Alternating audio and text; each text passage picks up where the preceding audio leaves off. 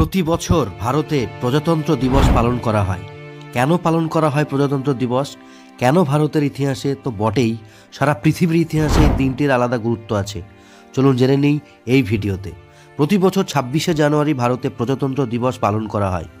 1947 সালের 15ই আগস্ট ইংরেজ শাসনের থেকে স্বাধীনতা পেয়েছিল ভারত। সেই দিনটিতে স্বাধীনতা দিবস উদযাপিত হয়।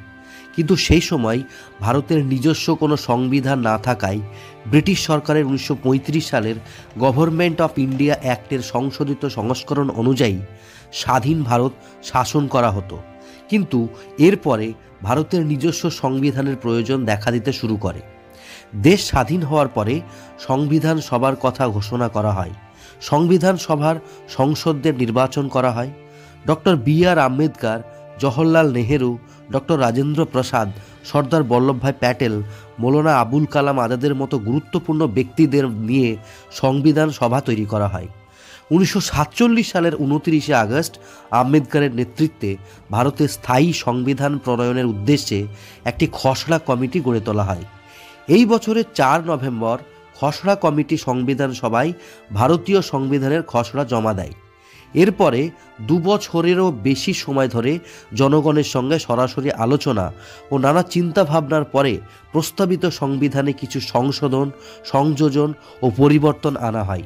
1949 সালের 26 নভেম্বর সংবিধান সভায় শেষ পর্যন্ত ভারতীয় সংবিধানের খসড়া গৃহীত হয়।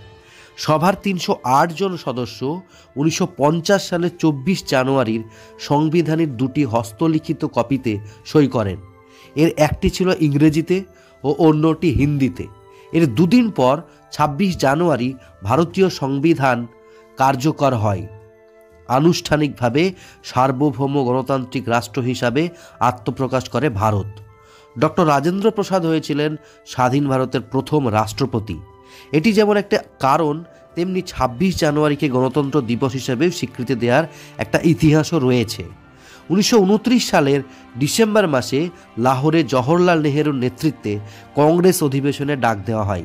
এই অধিবেশনে একটি প্রস্তাব পেশ করা হয়। সেখানে ঘোষণা করা হয় 1930 সালের 26 জানুয়ারির মধ্যে ব্রিটিশ সরকার যদি ভারতকে ডমিনিয়নের মর্যাদা না দেয়, তাহলে ভারতের পূর্ণ স্বরাজ ঘোষণা করা হবে। সেই সময়সীমার মধ্যে ব্রিটিশ সরকার ভারতকে ডমিনিয়নের মর্যাদা দেয়নি। ফলে কংগ্রেস ভারতের পূর্ণ স্বাধীনতা লাভের ঘোষণা করে সক্রিয় আন্দোলন শুরু করে। 1930 সালে 26 জানুয়ারির গুরুত্ব বজায় রাখতে তাই 1950 সালে এই দিনই ভারতের সংবিধান গৃহীত হয়। এই দিনটি গণতন্ত্র দিবস হিসাবে পালিত হতে থাকে। চলুন দেখে নিই প্রজাতন্ত্র দিবস নিয়ে কিছু গুরুত্বপূর্ণ তথ্য। 26 জানুয়ারি সকাল 10:18 ভারতের সংবিধান কার্যকারী হয়েছিল। এদিন দিল্লিতে কুচকাওয়াজ অনুষ্ঠিত হয়। 8 কিলোমিটারের কুচকাওয়াজ শুরু হয় রায়সিনা হিল থেকে। এরপরে রাজপথ, যেটা এখন কর্তব্য পথ, ইন্ডিয়া গেট হয়ে লালকেল্লায় শেষ হয়। 1950 সালে 26 জানুয়ারি কুচকাওয়াজ রাজপথের পরিবর্তে তৎকালীন ইরভিন স্টেডিয়াম, যেটা ন্যাশনাল স্টেডিয়াম এখন, আয়োজিত হয়েছিল।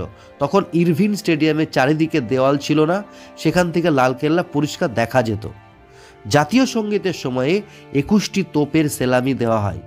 জাতীয় সঙ্গীতের শুরু থেকেই এই সেলামি দেওয়া শুরু হয় ও 52 সেকেন্ডে জাতীয় সঙ্গীত শেষ হওয়ার সঙ্গে সঙ্গে এর সমাপ্তি ঘটে। প্রতি বছর প্রজাতন্ত্র দিবসের প্যারেডে বিভিন্ন রাজ্যের ট্যাবলো অংশগ্রহণ করে। প্যারেডে অংশগ্রহণ করে ভারতীয় সেনা, নৌ ও বায়ুসেনা। প্রজাতন্ত্র দিবসের মূল ইতিহাস হয়তো সকলের জানা, কিন্তু এই তথ্যগুলো হয়তো সকলের অজানা। 1929 সালে 26শে জানুয়ারি জাতীয় কংগ্রেস দাবি তুলেছিল পূর্ণ স্বরাজের, আর 1950 সালের এই দিনেই গৃহীত হয়েছিল ভারতীয় সংবিধান। এই পর্যন্ত সকলেই জানে, কিন্তু এই দিনটির গুরুত্ব এতই বহুবিধ যে প্রজাতন্ত্র দিবস সম্পর্কে অনেক তথ্যই হয়তো অজানা মানুষের কাছে। চলুন জেনে নিই। ভারতের সংবিধান পৃথিবীর দীর্ঘতম হাতে লেখা সংবিধান। প্রখ্যাত ক্যালিগ্রাফিস্ট প্রেম বিহারী নারায়ণ রায়জাদা পণ্ডিত নেহেরুর অনুরোধে দীর্ঘ 6 মাসের প্রচেষ্টায় এই বিপুল কাজটি একা হাতে সম্পন্ন করেন। গোটা কাজের জন্য 1 টাকাও পারিশ্রমিক তিনি নেননি। শুধু লেখা নয়, সংবিধানের পড়তে পড়তে রয়েছে বিপুল নকশা। সেই নকশা করেছেন নন্দলাল বসু ও শান্তিনিকেতনের ছাত্রছাত্রীরা। এই নকশায় যেমন রয়েছে বেদ, মহাভারত ও রামায়ণের ছবিও, তেমনি রয়েছে মহাত্মা গান্ধীর ডান্ডি অভিযান ও সুভাষচন্দ্র বসুর ছবিও। টিপু সুলতান ও অশোকের ছবিতে রয়েছে সর্বধর্ম সমন্বয়ের বার্তাও। 251 পৃষ্ঠার আকর গ্রন্থটির ওজন 3 কিলো 750 গ্রাম। সংবিধানের প্রথম প্রতিলিপি ছিল দুটোই, একটা হিন্দি আর একটা ইংরেজিতে লেখা। হাতে লেখা সংবিধানের প্রথম প্রতিলিপি দুটি হিলিয়ামপূর্ণ বদ্ধ পাত্রে সংরক্ষিত রয়েছে সংসদ ভবনে। 308 জন সদস্য 24শে জানুয়ারি সংবিধানে সই করেন। প্রতি বছর কোনো একজন রাষ্ট্রনায়ক সাধারণতন্ত্র দিবসে প্রধান অতিথি হিসাবে আসেন। 1950 সালে প্রথমবার এসেছিলেন ইন্দোনেশিয়ার প্রেসিডেন্ট সুকর্ণ। সাধারণতন্ত্র দিবসের কুচকাওয়াজের ট্যাবলোগুলির গতিবেগ থাকে ঘন্টায় 5 কিলোমিটার। রাজপথে সাধারণতন্ত্র দিবসের উদযাপন শুরু হয় 1955 সালে। এর আগে এই রাস্তার নাম ছিল কিংস ওয়ে, যার নাম পরিবর্তন করে রাজপথ রাখা হয়। রাজপথের ভিডিও আছে, ডেসক্রিপশনে দেওয়া থাকলো, লিঙ্কে দেখে নেবেন রাজপথের ভিডিও। আশা করি ভিডিওটা ইনফরমেটিভ ছিল। চ্যানেলটা সাবস্ক্রাইব করবেন। অনেক অনেক ধন্যবাদ।